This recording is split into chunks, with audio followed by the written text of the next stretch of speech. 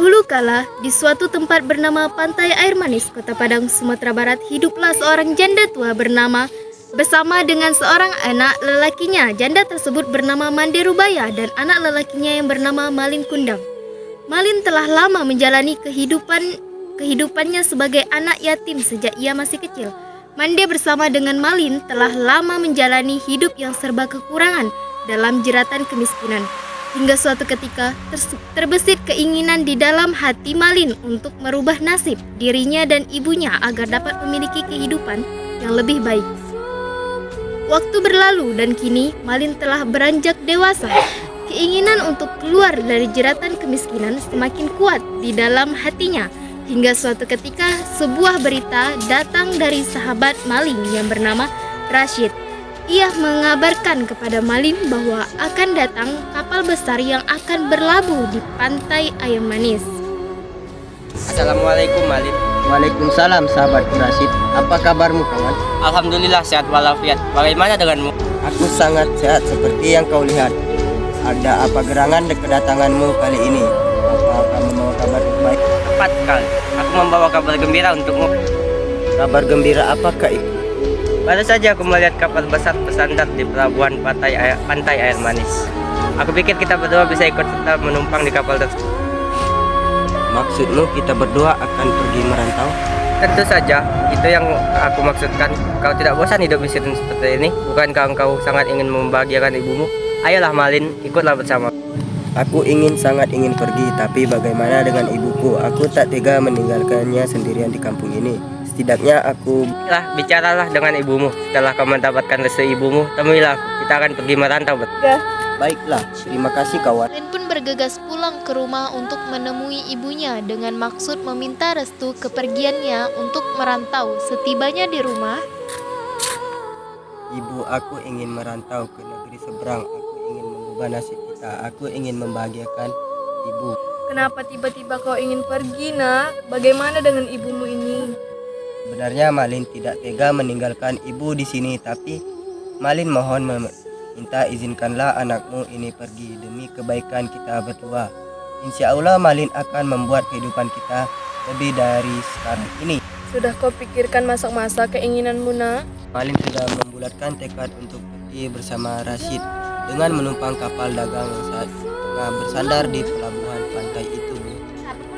Baiklah, nak. Jika keputusanmu sudah bulat, pergilah, nak. Tapi jangan kau lupakan ibumu yang sudah tua ini.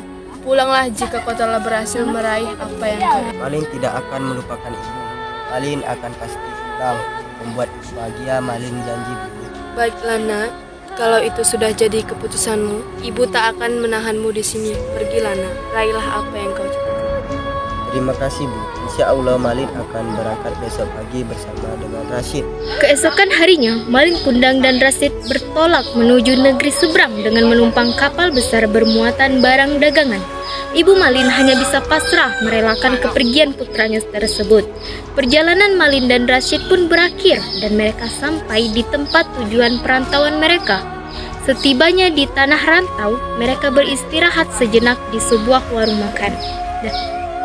Nah, selanjutnya apa Rashid? Hendak kerja apa kita di sini? Aku masih belum tahu, kita harus terus berikhtiar mencari pekerjaan. Tanpa mereka sadari, percakapan dua sahabat itu didengar oleh salah seorang pengunjung warung lainnya, yang tak lain adalah seorang saudagar kaya raya.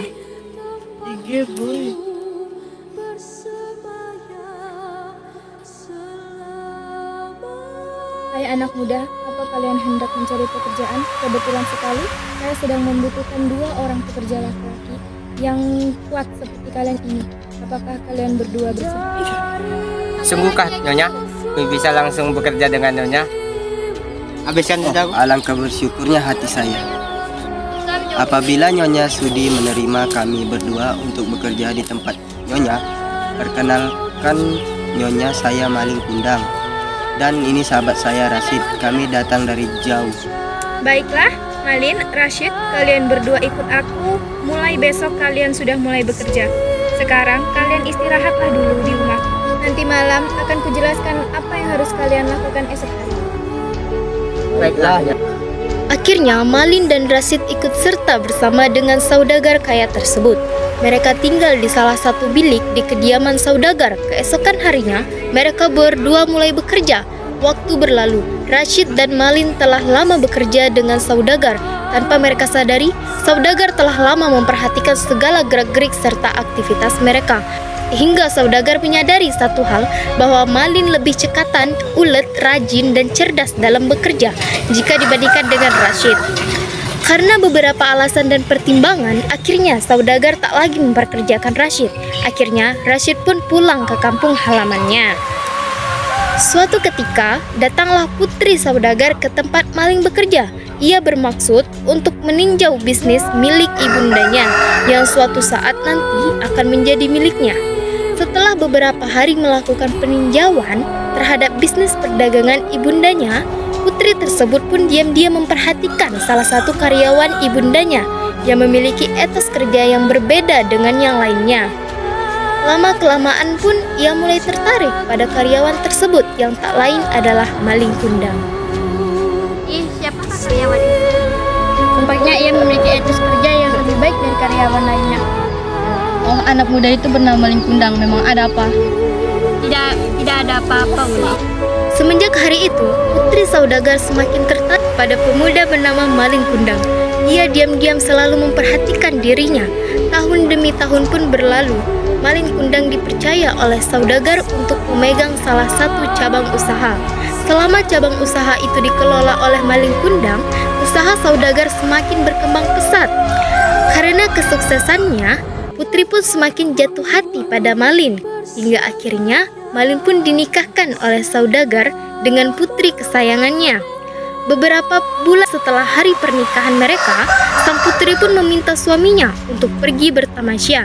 Akhirnya, mereka berdua pergi ke suatu tempat bernama Air Pantai Manis yang tak lain adalah kampung halaman Malin. Setibanya di pantai Air Manis, ia melihat sosok lelaki yang tak asing baginya. Lelaki itu tak lain adalah Rashid, sahabat lamanya. Kaukah itu? Malin, wah ini benar-benar engkau sudah sukses ya sekarang ini. Ya, seperti yang kau lihat, aku telah menikmati hasil jerih payahku. Melihat wanita di sampingku, ini adalah putri saudagar yang kini menjadi istriku yang cantik. Bukan?